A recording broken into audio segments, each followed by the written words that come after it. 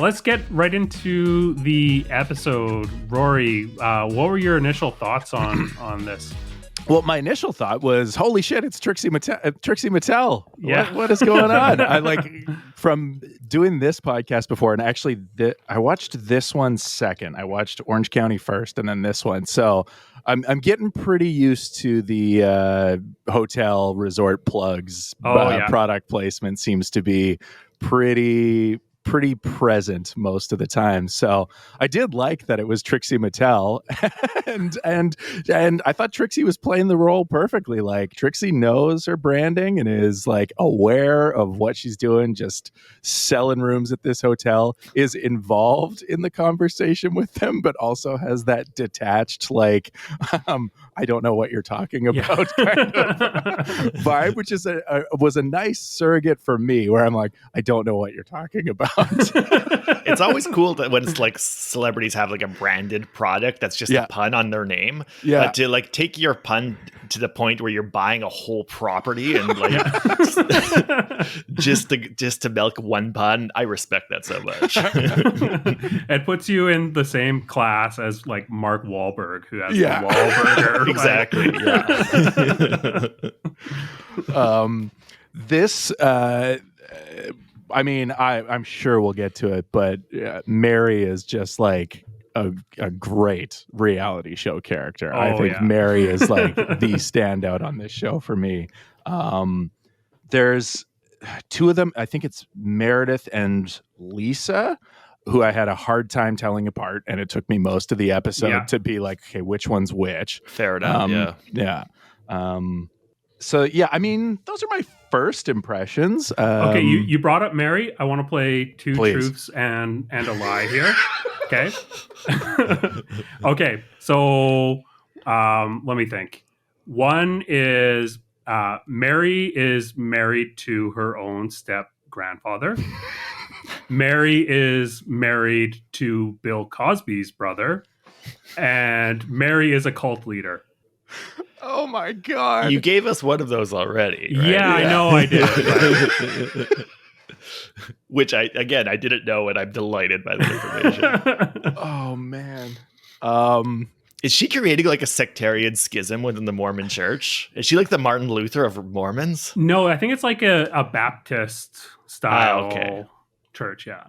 Okay. Man. Okay, I think the lie is that she's married to her own, what was it? Her own step grandfather. Okay, I think that's the lie. Okay, well, they're all true. That's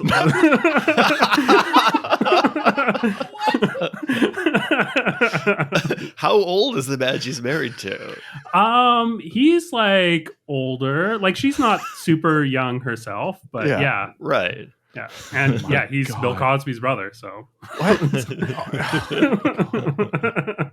What a remarkable woman. Yeah. Oh yeah. She can do it all. Yeah. Sorry for the digression. Continue with your highlights. I mean, Try to top that. yeah, really.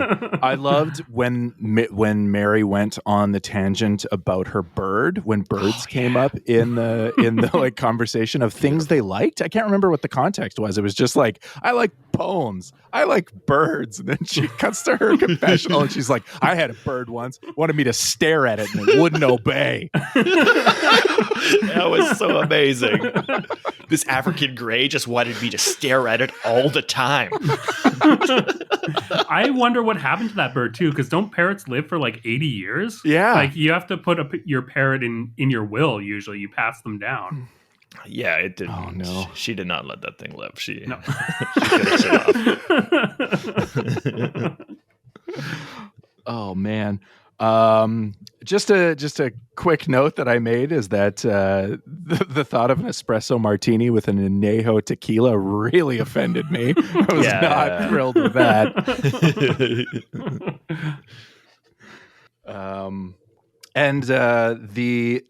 When they went shopping for their outfits, it seemed like they were in, or it was supposed to seem like they're in like thrift stores, but they were fully costume shops, right? Like these were rental costume shops.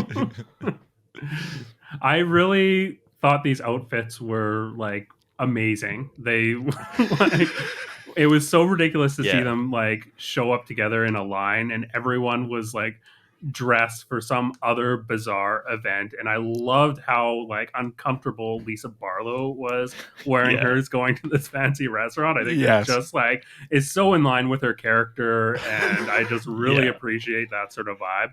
It was really funny how at one point Heather is like saying what she appreciates about Lisa, and she's like, "Yeah, you've been such a great sport about this." Yeah. and Lisa's giving a confessional where she's like, "Obviously, Meredith hates me."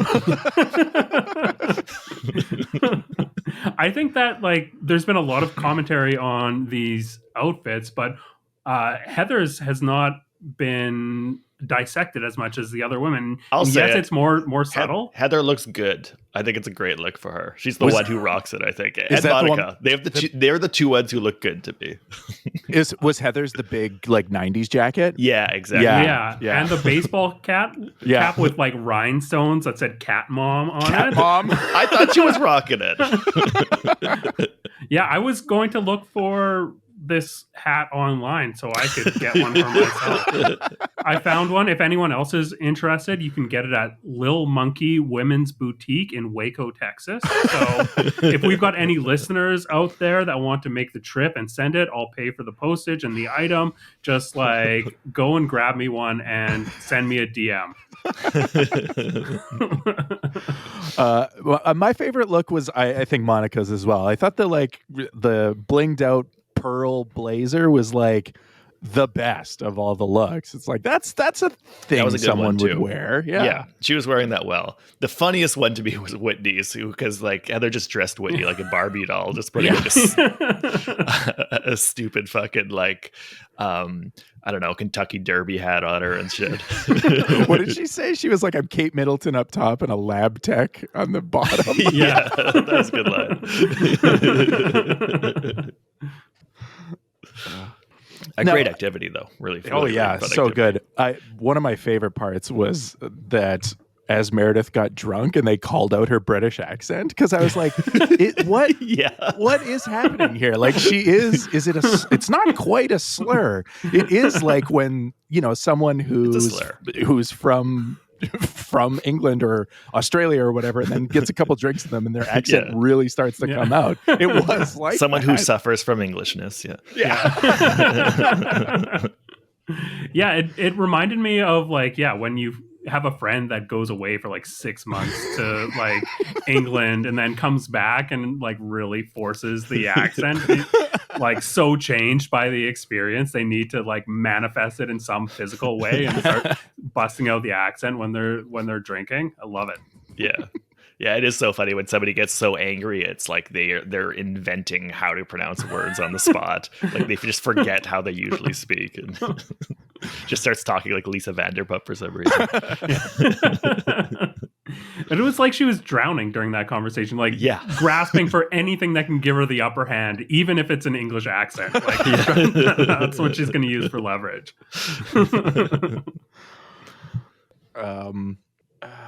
I think the only thing for me that seemed to be playing out over this episode was I was like, is Mary playing that she's clueless, or is that her game to actually kind of like move storylines along, have her own screen time, whatever, set these dramas in motion? Because it's like initial thoughts are like, wow, this woman is clueless. But then it's like, is she though? And then the bird conversation comes along and I'm like, no, yeah, she is for sure.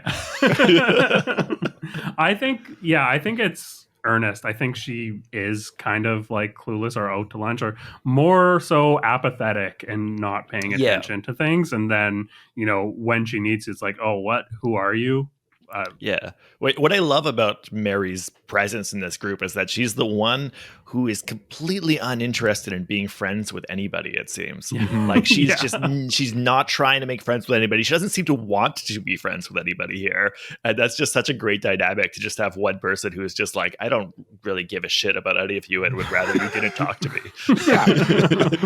Don't ask me that. I'm not coming to sit over there. Yeah. I'll sit at a respectable distance and eat a sandwich and glare at you. It's the best I have. Now, the one question I have is, was it Meredith kept referencing like a child who is going to be disabled? Is that something we know? No. Or is that we don't? Okay. No, I didn't think so, but I was like, what is happening? That was so great. When she gets angry, she turns English and just starts saying things like a child is going to be disabled for the rest of their life. Oh my God. She like morphs into like a Dickens character or something.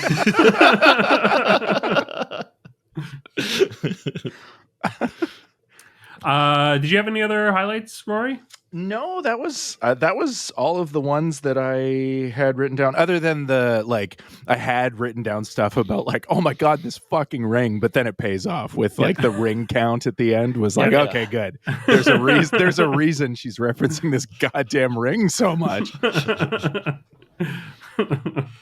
Dylan, what were your highlights? The whole thing. And this was a great episode. Loved it. Absolute killer 5-star episode. Just a great example of having a bunch of interesting characters put in a room together and make them get each other angry around the table is just, this is like classic Housewives shit. I love Meredith getting more and more worked up and becoming an ice queen with Angie to the point where Angie just goes off her ramp and then just gets it just starts going off on her.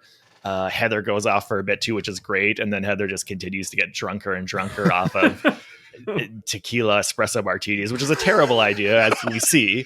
But then for the rest of it too, that everybody's bringing their own dynamic into this discussion, which is great. But what I love how the role that Heather settles into is that she just becomes like the Housewives fan, just watching them and just laughing at them and just like sitting back, just like gasping and giggling. And that was so funny for me. It's just so great. It's so great to have one person who's just gotten drunk enough that they just disconnect and they're just a spectator, just watching them like they're on TV. Total delight.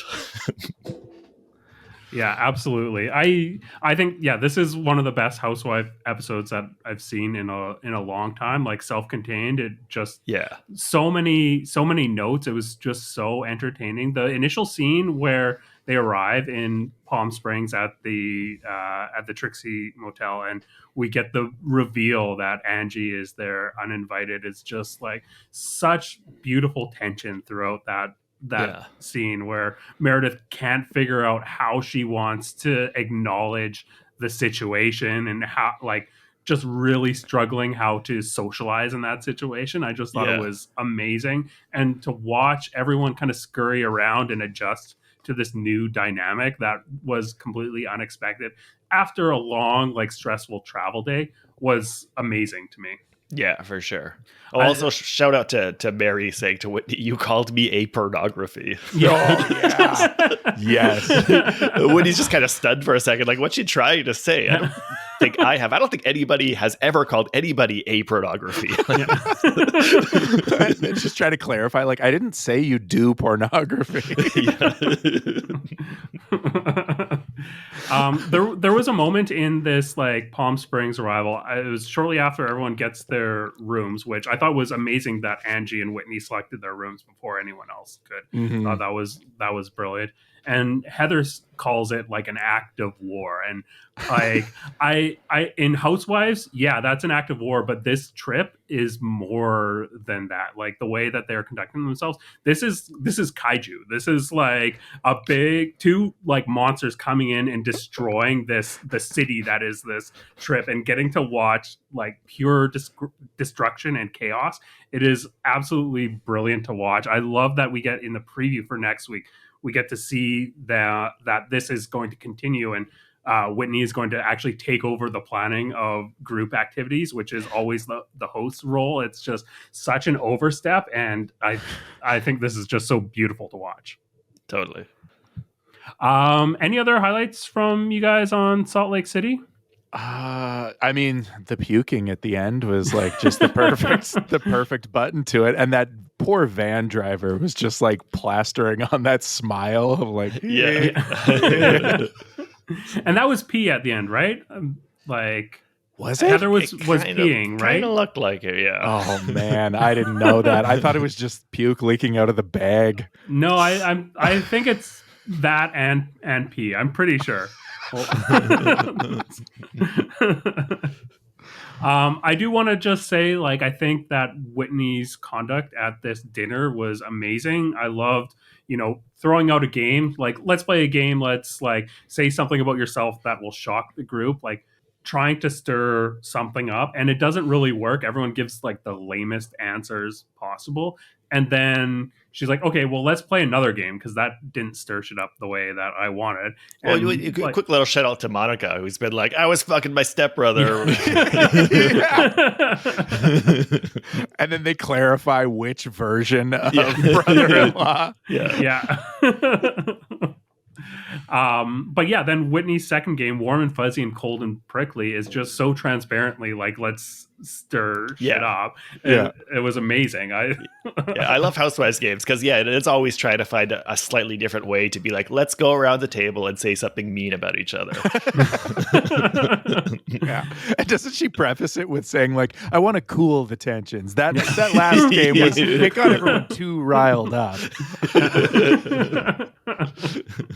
And then like Angie like has to like one up it, and like, I'm gonna do a toast because Greeks love to give toasts. And she's mentioned like being Greek as many times as Lisa has mentioned her ring. And then she's like, at home we do a Greek word of the day, and that word is fake. It encompasses my feelings on this trip. And just really had to like ignite the fuse.